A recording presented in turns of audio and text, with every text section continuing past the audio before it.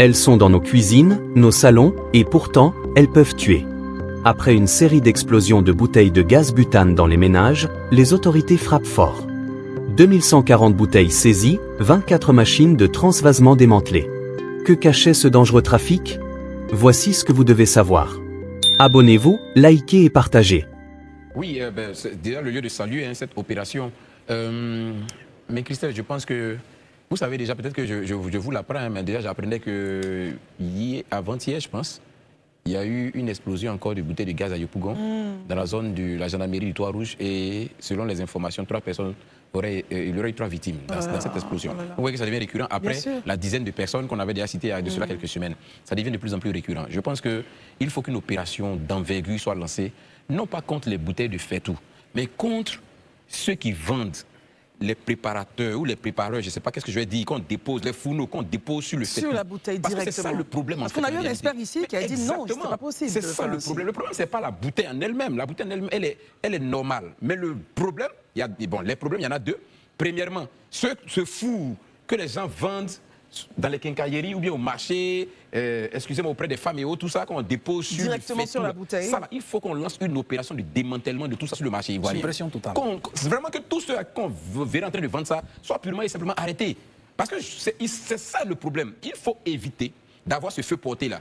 Ça a été expliqué ici par l'expert. Ce feu porté-là, c'est lui qui est à la base de ces explosions. Ça fait un. Deuxièmement, il faut une vaste opération contre les entreprises de transvasement du gaz. C'est clair. C'est illégal. Et là, il disait, je peux me tromper, mais j'espère que le gaz ne servirait pas, ne remplacerait pas le carburant.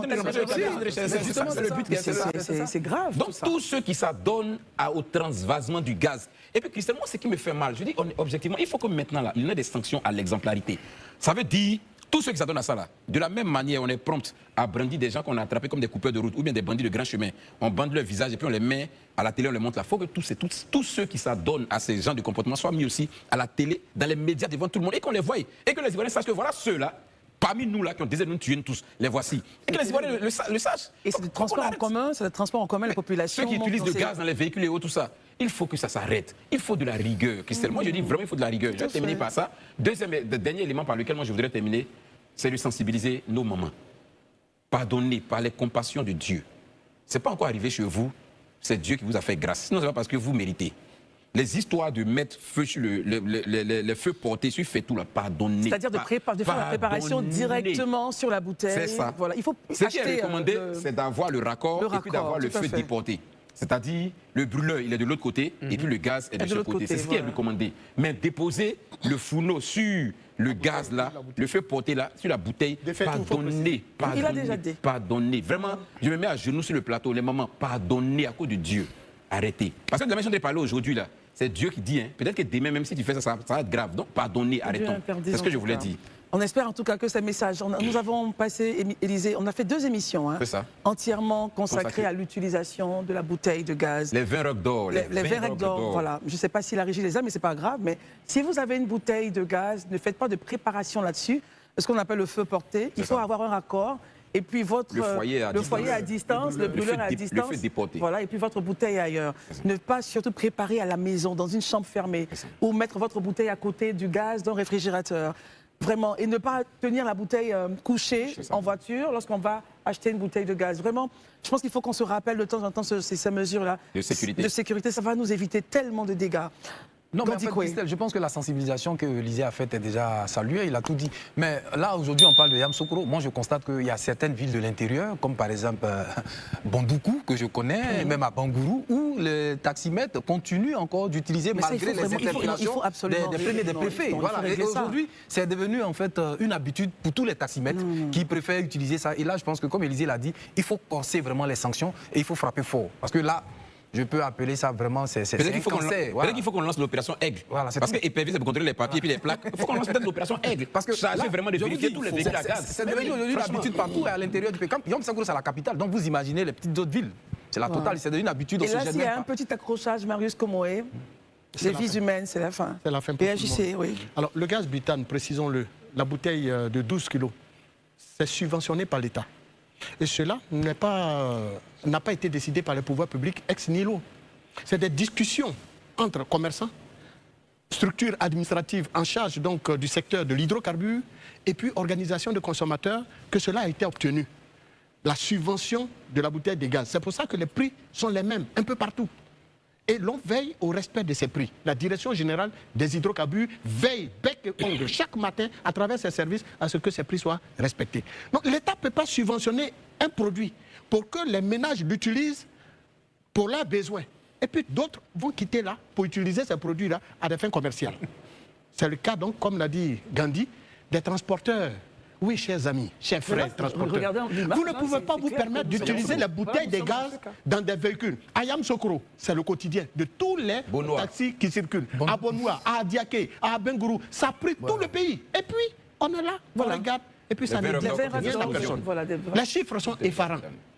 La bouteille de gaz est subventionnée par l'État, pas pour servir de carburant dans les véhicules, mais c'est pour permettre aux ménages de faire leur cuisine. Alors, il faut arrêter. Et puis, chers Ivoiriens, vous qui montez dans ces véhicules de transport pour vaquer à vos occupations, mais vous courez un danger permanent. Ils ne savent pas. Hein? En étant assis dans un tel véhicule, le véhicule peut à tout moment exploser. Et en explosant, vous partirez en laissant derrière vous vos enfants, vos femmes. Qui va s'en occuper? Donc, d'abord, le combat commence par vous-même. Il faut combattre cette pratique dans vos régions, dans vos villes. Oui, c'est un danger et nous le disons. Les autres l'ont dit. Comment il faut préparer avec une bouteille de gaz? Mais nous allons vous dire, au niveau de la Direction générale des hydrocarbures, dirigée par M. Essé Bienvenu, vous pouvez saisir cette direction. Ils ont des services compétents pour aller traquer tous ceux qui, naturellement, utilisent les bouteilles de gaz à des fins de carburant. Très bien. Cela est formellement interdit par nos lois. Quiconque sera pris risque des peines d'emprisonnement, mais également des peines, d'autres sanctions qui pourraient s'en suivre. Docteur Barry, on continue la sensibilisation parce qu'on ne pourra jamais le dire assez. Cette bouteille de gaz ou ce gaz utilisé comme carburant, évidemment, au petit accrochage, on va dire que le carburant est cher. C'est ce qu'on entend souvent. Mais ce n'est pas une raison. Parce que là, c'est votre vie qui peut aller rapidement et tout votre, vos projets, vos enfants que vous mettez à mal, qui peuvent disparaître. Et puis, il faut que les transporteurs aussi puissent... la sécurité n'a pas de prix. Mais bien sûr. Il faut être naïf pour croire que la sécurité a un prix. Il n'y a même pas de différence, c'est près. Aujourd'hui, pour moi, il faut passer à l'action. Sensibilisation, sanction. Sensibilisation pour les ménages. Parce que, comme Élisée l'a dit, il y a beaucoup de personnes qui ne savent pas que... On ne prépare pas directement sur la bouteille de gaz. Il faut être... Il faut sensibiliser. C'est pour nos mamans, c'est pour nos soeurs, c'est pour nos jeunes frères qui vendent le café et autres. Mais les entreprises qui font le transvasement, ils sont conscients du danger. Donc, à ceux-là, c'est la sanction qui doit s'appliquer. Parce qu'ils connaissent le risque. Si tu ne connais pas le risque, tu ne peux pas faire ce genre de choses. Nous tous, on sait que le gaz, ça peut être un explosif. À la moindre erreur. Et c'est une tragédie. Je pense qu'on a fait le débat ici sur le danger. On en a fait sur la ligne directe. Le gaz tue. Et il tue lorsque l'homme viole les règles d'utilisation en réalité. Donc il faut renforcer les campagnes de sensibilisation pour les ménages. Les contrôles. Les contrôles surtout. Là sur le direct, on me dit tout mot dit Parlement, il y a Abidjan, l'intérieur du pays. Là on n'en parle pas. Mais si c'est la capitale qui est touchée. D'où la nécessité de l'opération Aigle. Je vous assure sérieusement, moi j'ai d'ailleurs un nom, opération Aigle. La police va vérifier tous les véhicules. Les forces d'état de circulation, les forces de l'ordre, tous les véhicules au gaz. Très bien. Et les clients ne savent même pas souvent que le véhicule... Ils cherchent juste à rentrer à la maison. Aller au travail. Il est quitté au travail ou bien à l'intérieur, peut-être qu'il est quitté au marché, la maman elle est quittée au marché, elle est fatiguée. Son objectif c'est de rentrer à la maison. Et est-ce que la maman même fait la différence entre l'odeur du carburant et puis l'odeur de la bouteille de gaz utilisée? Non. L'objectif, la tête, le cerveau a un seul objectif. Comment je fais pour rentrer chez moi? Le responsable c'est le chauffeur. C'est lui qui sait qu'il transporte une arme de destruction.